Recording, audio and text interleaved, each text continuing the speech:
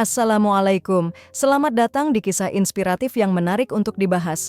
Namun sebelum itu, klik tombol subscribe terlebih dahulu. Sore itu, langit di atas kota kecil itu tampak lembut, berwarna jingga. Awan-awan tipis berarak perlahan, seperti enggan meninggalkan hari yang hampir berakhir. Suara bel sekolah baru saja berhenti bergema, dan halaman SMA Negeri 4 Purwasari mulai dipenuhi siswa yang berhamburan keluar. Beberapa tertawa lepas, beberapa berjalan cepat sambil membuka ponsel, dan sebagian lain duduk di tangga depan menunggu jemputan. Di antara keramaian itu, seorang siswa berjalan dengan langkah tenang. Seragam putih abu-abunya sedikit kusut, rambutnya rapi, dan di pundaknya tergantung tas yang berat. Namanya Arya Pratama, siswa kelas 3 yang dikenal rajin, sopan, dan tak pernah sekalipun membuat masalah. Ia bukan anak dari keluarga berada. Tapi siapapun di sekolah tahu, Arya adalah sosok yang disegani. Bukan karena uang atau penampilan, melainkan karena kerja keras dan sikap hormatnya pada semua orang. Guru-guru sering menjadikannya contoh di depan kelas. "Lihat Arya," kata Pak Rahmat, guru matematika. "Anak ini nggak banyak bicara tapi nilainya stabil, sikapnya baik dan nggak pernah telat ngumpulin tugas." Hari itu, pelajaran terakhir adalah simulasi ujian nasional. Sejak pagi, Arya belum sempat makan siang, tapi wajahnya tetap tenang. Ia merapikan lembar jawabannya, lalu memasukkannya ke dalam map plastik yang lusuh.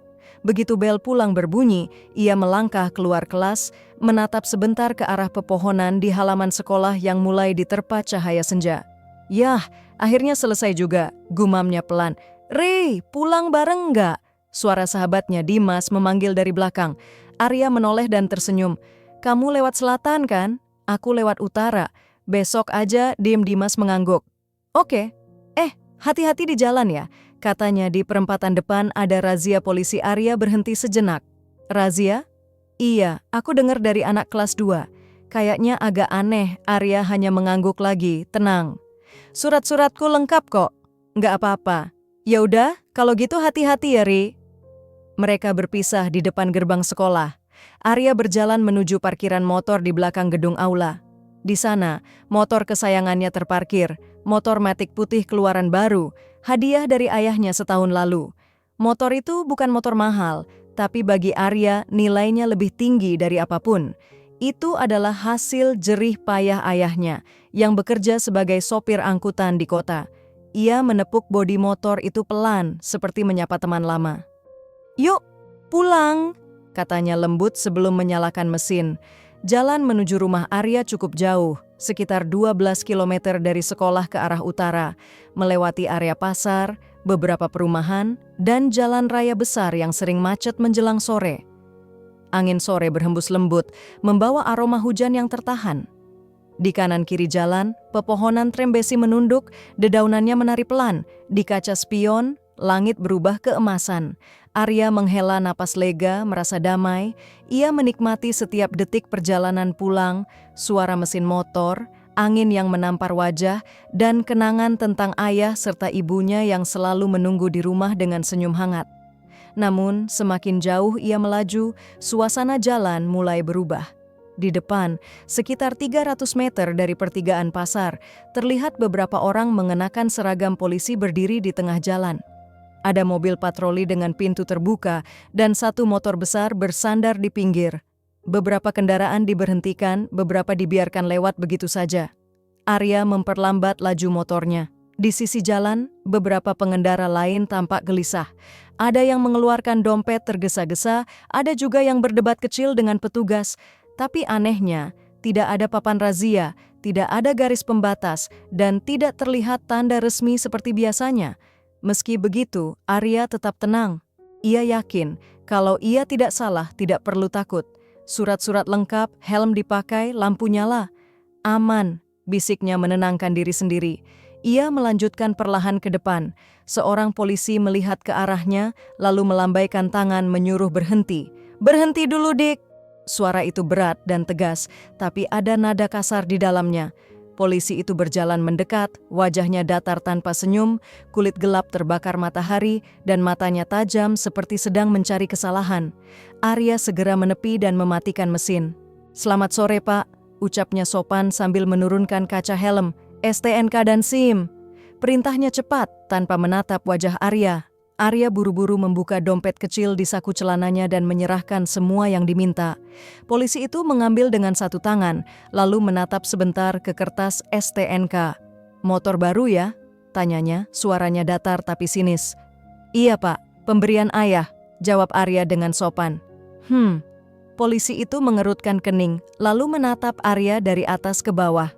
"Anak sekolah motor baru, hebat juga, bapaknya guru ya?" Arya menggeleng pelan. "Bukan pak, ayah saya sopir angkot polisi." Itu mendengus kecil, entah karena heran atau meremehkan. Ia berjalan memutari motor Arya pelan-pelan, seperti sedang mencari celah untuk menuduh sesuatu. Arya berdiri di samping, tetap menunduk sopan, tapi hatinya mulai gelisah.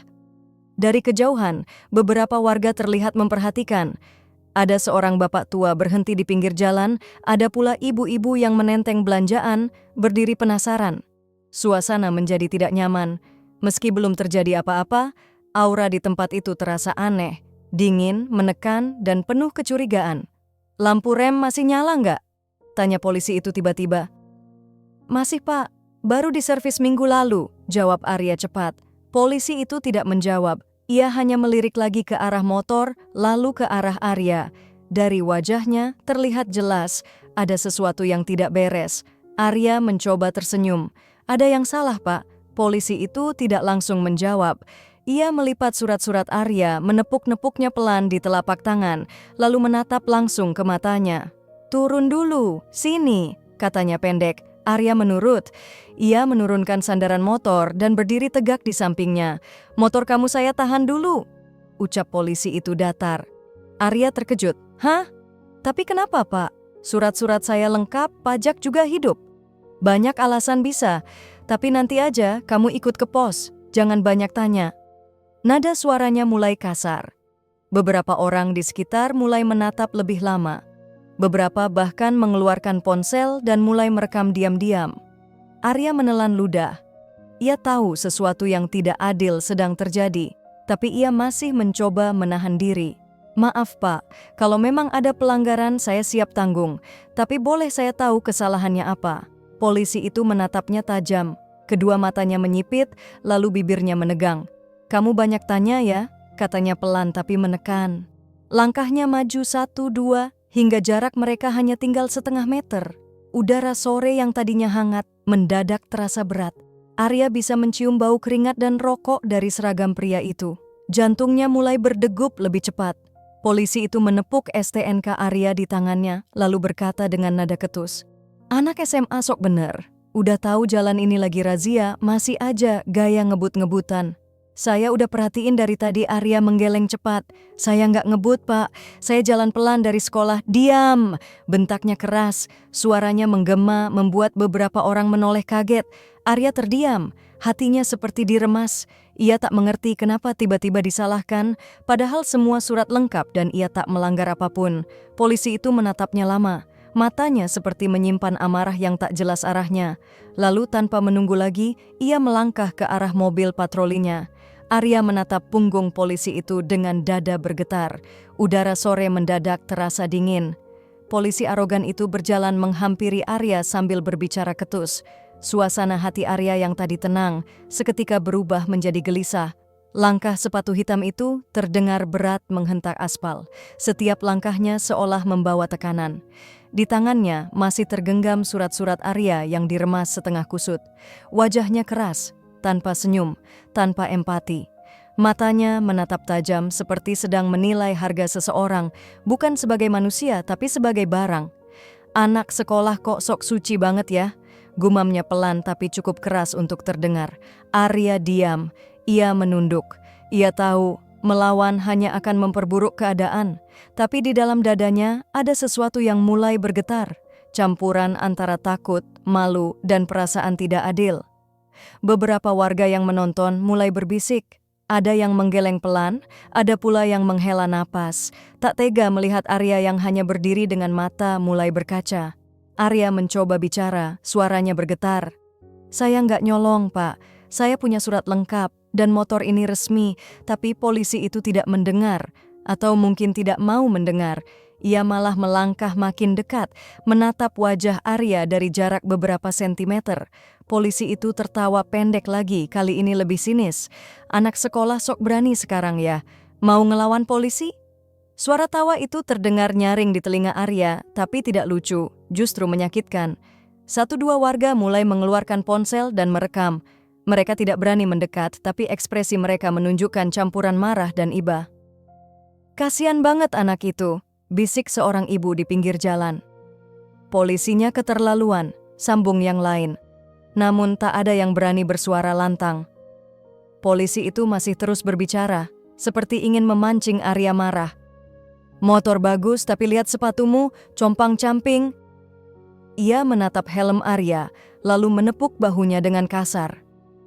Kalau nggak punya uang jangan sok punya barang mahal. Arya memejamkan mata. Ia menahan napas panjang, menahan air mata yang hampir jatuh. Ia ingin marah, tapi ia juga takut.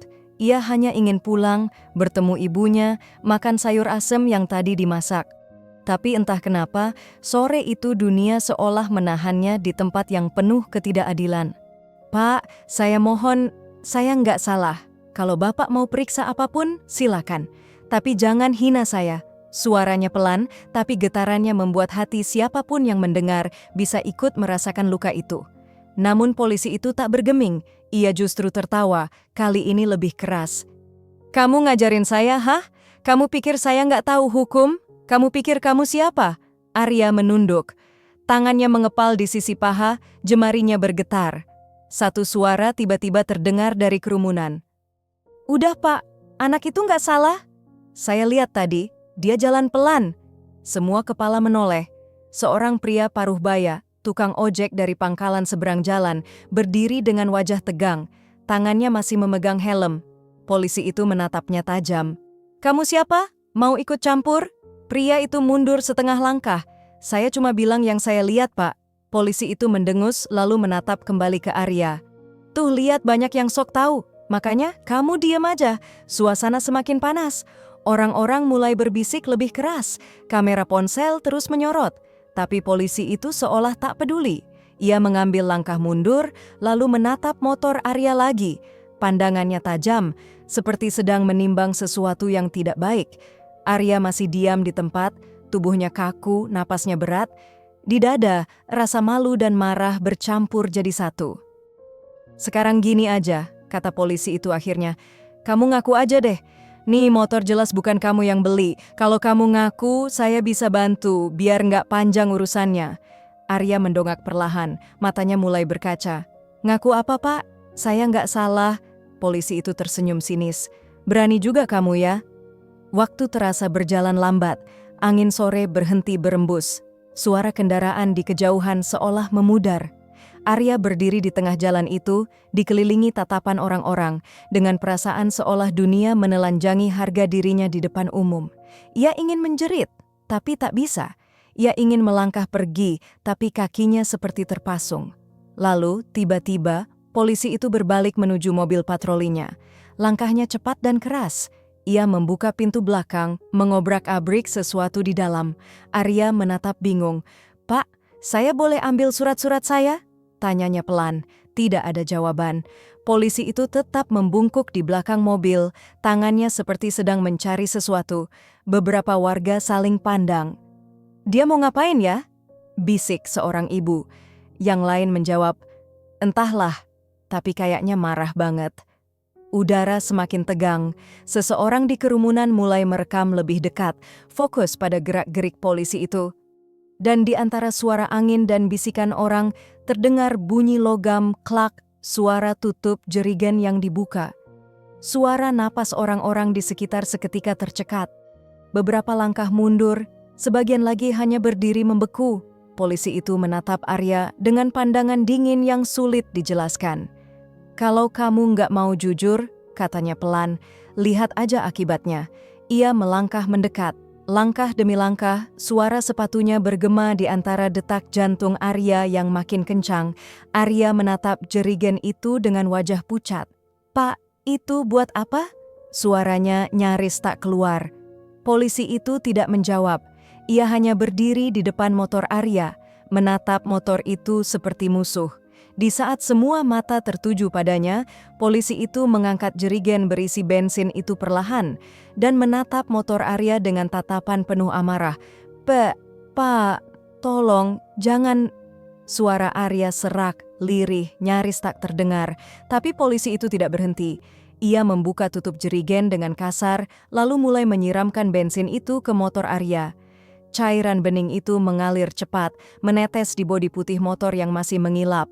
Dalam hitungan detik, aroma bensin yang menyengat menyebar ke udara, menusuk hidung, membuat dada sesak. Warga sekitar spontan berteriak, "Pak, jangan gila!" "Astagfirullah, Bapak ngapain? Anak itu nggak salah, Pak." Arya hanya berdiri, tak mampu bergerak. Tubuhnya gemetar, suaranya tercekat di tenggorokan. Ia ingin menghentikan, tapi kakinya kaku. Pikirannya lumpuh oleh ketakutan dan rasa tidak percaya. Motor itu, motor pemberian ayahnya, motor yang selama ini ia rawat, ia lap setiap pagi, ia isi bensin dengan uang tabungannya sendiri, kini disiram bensin di depan matanya sendiri. Setiap tetes yang jatuh terasa seperti membakar hatinya sedikit demi sedikit. Polisi itu menatap motor yang kini basah oleh bensin, lalu menoleh ke arah Arya. "Nih, biar kamu tahu rasa, anak sekolah sok-sokan ngajarin saya," katanya lantang. Warga makin panik. Beberapa sudah berusaha mendekat, tapi ditahan oleh dua polisi lain yang hanya diam sejak tadi. Mereka tidak berani menghentikan rekan mereka, hanya saling pandang, gugup, tapi tetap membiarkan hal itu terjadi.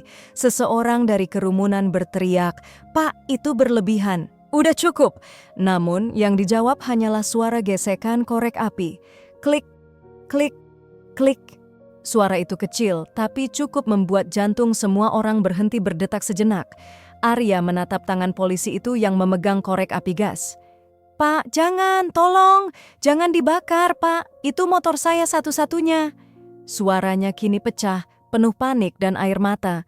Namun polisi itu seperti tuli. Sekali lagi klik, dan kali ini nyala api kecil muncul di ujung korek.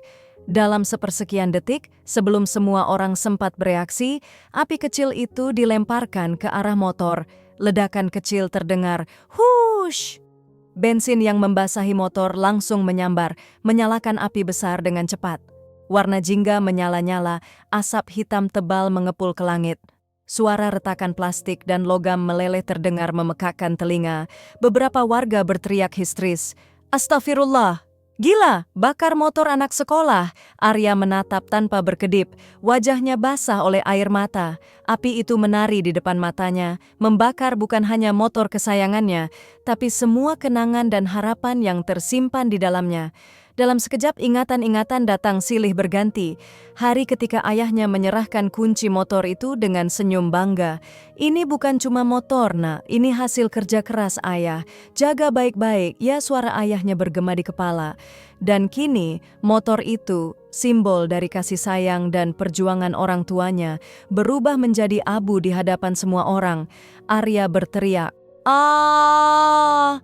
Air matanya bercampur dengan keringat, debu, dan rasa hancur yang tak bisa ia ungkapkan dengan kata-kata. Ia menatap api itu, matanya merah, napasnya tersengal. Polisi itu berdiri beberapa meter dari sana, diam, tapi di wajahnya masih terlukis kepuasan aneh. Ia menatap api seperti seseorang yang baru saja menyelesaikan pelajaran bagi anak muda yang dianggap menentangnya. Warga mulai berteriak marah, "Pak, ini udah keterlaluan! Gila! Bakar motor orang tanpa alasan, rekam semuanya." Suara klik-klik kamera ponsel terdengar bersahutan. Puluhan orang merekam dari berbagai sudut. Asap masih mengepul di udara, menutup langit sore dengan warna kelabu. Di tengah jalan yang masih berbau bensin dan plastik terbakar itu, Arya berdiri diam. Wajahnya pucat, mata bengkak, napas berat. Beberapa warga justru semakin maju, menyorot wajah polisi arogan itu dari dekat. "Aku udah dapet, aku rekam semua dari awal," kata seorang pemuda sambil menggenggam ponselnya erat. Malam itu, di ruang tamu sederhana rumah Arya, suasana sunyi.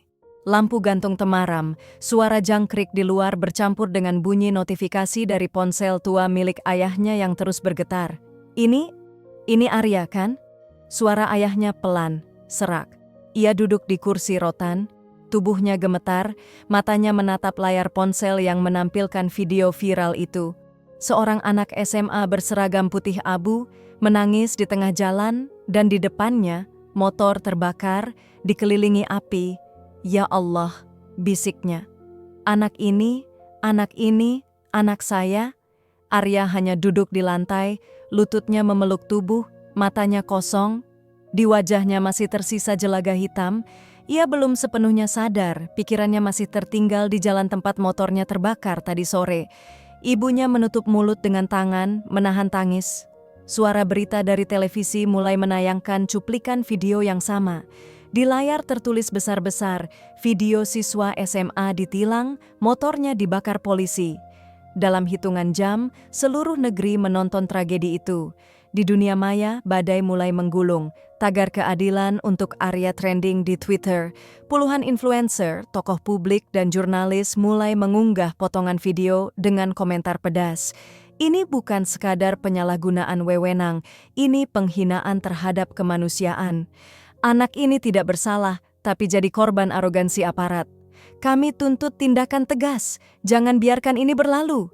Di kolom komentar, ribuan orang menulis doa, amarah, dan simpati. Sabar ya nak, kamu berani luar biasa. Saya nangis lihat videonya, anak sebaik itu kenapa diperlakukan kayak gini? Hukum harus adil, jangan cuman untuk yang kuat. Arya membaca semuanya dalam diam. Ia menggulir layar ponselnya perlahan, melihat foto dirinya tersebar di mana-mana. Matanya berkaca-kaca, bukan karena bangga, tapi karena luka lama yang kini disaksikan seluruh dunia. Ayahnya duduk di sampingnya, menatap putranya dengan mata merah. Maafkan ayah, nak, suaranya gemetar. Ayah nggak bisa lindungi kamu hari ini. Arya menggeleng pelan. Bukan salah ayah, aku cuma nggak nyangka ya. Mereka bisa sejahat itu. Tangis kecil pecah di ruang tamu itu. Bukan tangis keras, tapi tangis yang tenang, yang justru paling menyakitkan. Malam itu, Arya menatap langit dari jendela kamarnya.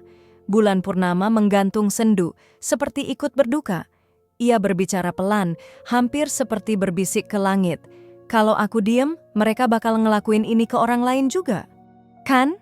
Ia memejamkan mata. Air matanya jatuh satu persatu. Sementara itu, di ruang gelap sebuah kantor polisi arogan itu duduk di kursi pemeriksaan. Wajahnya dingin tapi tangan gemetar. Di depannya Kapolres menatap dengan tatapan tajam. Kenapa kamu bisa bakar motor itu? Diameter jawab saya. Akhirnya polisi itu membuka mulut pelan. Dia melawan, Pak. Saya cuma mau kasih pelajaran. Kapolres menatapnya tajam. Kau bakar motor anak SMA dan kau sebut itu pelajaran? Sunyi sejenak. Lalu Kapolres berdiri, menghentak meja dengan keras, lalu berkata tegas, anggota atas nama Bribka Dimas Hadi dinyatakan bersalah dan dijatuhi sanksi pemecatan tidak hormat. Kami atas nama institusi kepolisian meminta maaf sebesar-besarnya kepada saudara Arya, keluarga, dan seluruh masyarakat atas tindakan yang mencoreng kehormatan kami. Keesokan harinya, sebuah mobil hitam berhenti di depan rumah mereka. Dari dalam turun dua polisi dengan pakaian rapi, diikuti oleh seorang pria berseragam lengkap, Kapolres itu sendiri. Warga sekitar mulai berkerumun, mereka semua tahu siapa yang datang hari itu. Kapolres mengetuk pintu, lalu menyalami ayah Arya dengan sopan. Pak, kami datang untuk menyampaikan permintaan maaf langsung. Atas nama institusi kami mohon maaf sedalam-dalamnya. Ayah Arya mengangguk. Suaranya bergetar. Kami maafkan, Pak. Kami tahu tidak semua polisi seperti dia. Kami percaya masih banyak yang baik. Kapolres menatap Arya. Mata mereka bertemu dalam keheningan yang panjang. Arya, katanya pelan, kau telah mengajarkan kami sesuatu yang besar, bahwa keadilan tidak boleh menunggu dan kesabaran kadang lebih kuat daripada kekuasaan. Arya hanya menunduk. Air matanya jatuh pelan di pipinya. Ia tidak berkata apa-apa, tapi hatinya penuh. Untuk pertama kalinya sejak kejadian itu, ia merasa benar-benar dihargai. Sebelum pamit, Kapolres menatap keluarga itu lagi. Besok pagi Arya, kami undang ke kantor untuk menyelesaikan administrasi dan mendiskusikan hal lain yang penting. Mohon datang, ya ayah Arya mengangguk pelan. Baik Pak, Kami akan datang pagi itu, udara terasa lebih segar dari biasanya. Burung-burung berkicau di pepohonan depan rumah, seolah ikut menyambut hari baru bagi Arya dan keluarganya.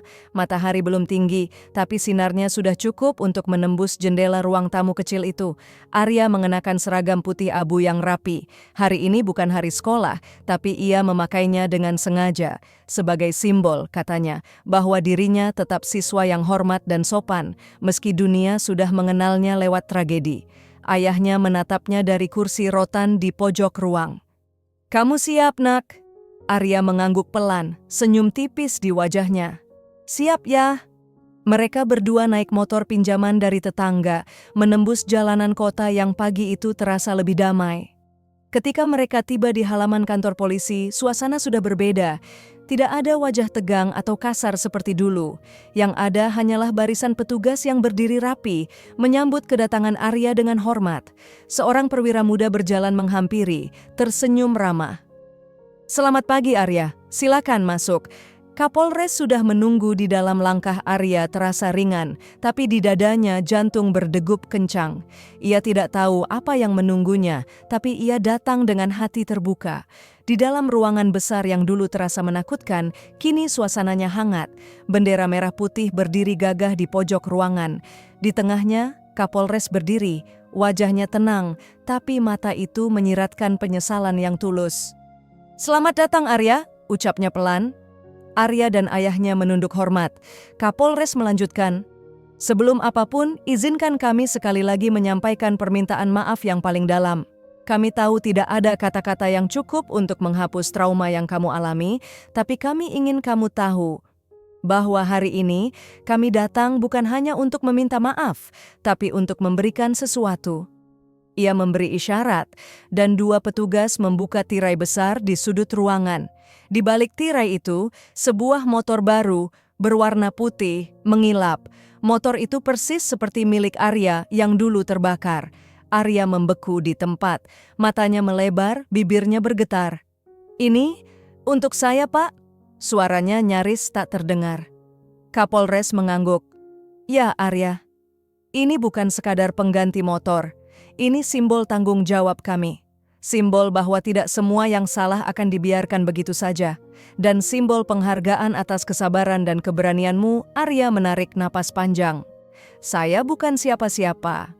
Saya cuma siswa yang waktu itu ketakutan dan nggak tahu harus berbuat apa. Tapi saya belajar satu hal. Kadang keadilan memang datang terlambat, tapi bukan berarti tidak datang sama sekali. Dan buat teman-teman di luar sana, kalau kalian merasa disakiti, jangan balas dengan kebencian. Balaslah dengan keberanian." Dan kejujuran matanya berkaca, tapi senyum tipis muncul di wajahnya. Hari itu, Arya tahu, meski dunia bisa kejam, keberanian dan kejujuran selalu punya cara untuk menang.